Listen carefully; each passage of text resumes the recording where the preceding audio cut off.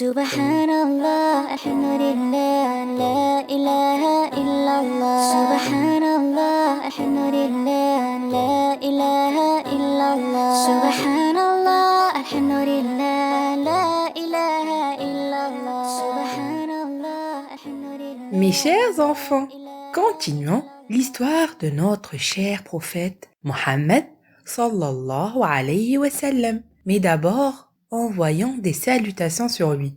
Hein? Sallallahu alayhi wa sallam. Paix et bénédiction d'Allah sur lui. Sallallahu alayhi wa sallam. Notre maître Mohammed sallallahu alayhi wa sallam et sa femme Khadija ont été rassurés après leur retour de chez Waraqa ibn Nawfal. Et ils ont appris que Mohammed était le prophète choisi par Allah pour enseigner à tous les gens la religion de Dieu. Khadija était la première à croire en notre prophète Mohammed alayhi salatu wassalam. Qu'est-ce que cela veut dire qu'elle a cru en lui? Elle croyait en lui veut dire que son cœur était rassuré, qu'il était le prophète choisi par Allah pour enseigner aux gens la religion de Dieu. Et ainsi, nous devons lui obéir et suivre son chemin. Alors, mes enfants, qui a été la première des femmes à être musulmane? C'était Khadija, bravo! Après que notre prophète Mohammed a été rassuré et que sa peur avait disparu, il est retourné dans la grotte de Hira, pour adorer Allah et le prier.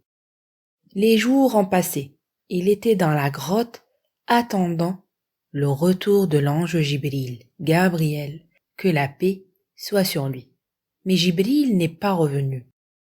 Notre prophète Mohammed sallallahu alayhi wa sallam a attendu longtemps, mais l'ange bienveillant n'est pas venu. Le prophète a donc continué son adoration et sa prière. Quand il a fini, il est descendu de la montagne. En rentrant chez lui, soudain, une voix l'appela. Il regarda autour de lui avec étonnement, mais il ne vit personne.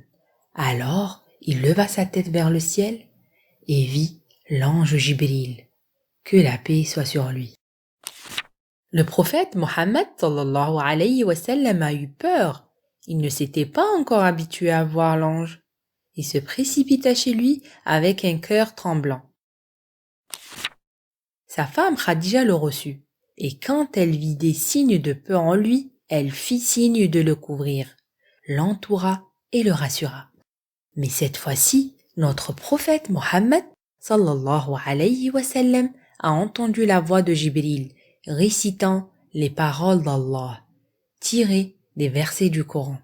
Il a entendu dire يا أيها المدثر قم فأنذر. Ô toi Mohammed, le revêtu d'un manteau, lève-toi et avertis.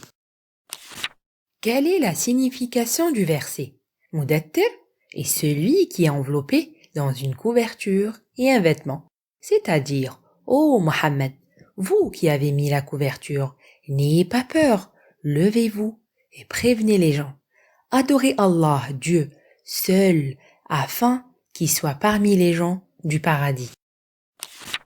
Notre prophète Mohammed sallallahu alayhi wa sallam fut rassuré par les paroles de son Seigneur. Et il a compris qu'il était le prophète choisi par Allah et que Jibril était l'ange noble que Dieu a envoyé pour lui enseigner la religion de l'islam, dans laquelle il y a tout le bien pour toute l'humanité. Le prophète a commencé à appeler les gens au secret, à adorer Dieu et à abandonner les idoles, et à leur apprendre qu'il n'y a d'autre Dieu qu'Allah, et que les idoles ni ne profitent ni ne nuisent. Notre prophète Mohammed sallallahu alayhi wa sallam appelait les gens au secret, parce que si les mécréants savaient, ils n'arrêteraient pas de faire du mal aux croyants. Le premier homme qui a cru en notre prophète Mohammed sallallahu alayhi wa sallam fut Abu Bakr as-Siddiq. Abu Bakr était le compagnon de notre prophète Mohammed sallallahu alayhi wa sallam et connaît sa sincérité et ses bonnes valeurs. Alors, il a cru en lui, il l'a suivi immédiatement et sans hésitation. Quant au premier garçon à croire en lui, c'était Ali ibn Abi Talib. Ali était un jeune garçon de 10 ans. Nous parlerons d'Ali et de son merveilleux héroïsme plus tard. Ali a cru en notre maître Mohammed sallallahu alayhi wa sallam et il lui a obéi. Le nombre de croyants augmentait au fil des jours, mais secrètement, sans en parler. Pour prier, les musulmans avaient l'habitude de se cacher dans un endroit éloigné, derrière une montagne, de peur que les mauvais kuffars mécréants leur fassent du mal. La prière était 2 rak'a à midi et 2 au dîner avant Al-Isra et Al-Mi'raj. Les musulmans se rencontraient secrètement dans une maison appelée Darul Arqam, la maison d'Al-Arqam bin Abil Arqam. Ils y apprenaient le Coran et l'étudiaient. Avec notre prophète Mohammed sallallahu alayhi wa sallam, qui leur enseignait la religion et leur ordonnait d'adorer Allah seul, le Dieu qui nous a créés. Il est le seul qui répond à nos prières. Et il leur enseignait également les bonnes manières, la meilleure morale, l'honnêteté, la fidélité, la gentillesse envers les pauvres et toutes les bonnes actions qu'Allah nous a ordonnées. Notre maître Mohammed, que la bénédiction et la paix soient sur lui, a continué d'appeler secrètement les gens pendant 3 ans, jusqu'à ce que Allah ait envoyé son ordre avec l'ange Jibril alayhi salam à notre prophète Mohammed sallallahu alayhi wa sallam, et il lui ordonna d'annoncer publiquement son appel et inviter tout le monde à l'islam.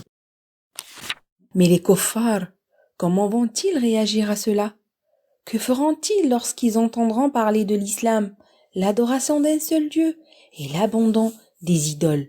Que va-t-il se passer? Nous continuerons au prochain épisode, si Dieu le veut. Inch'Allah.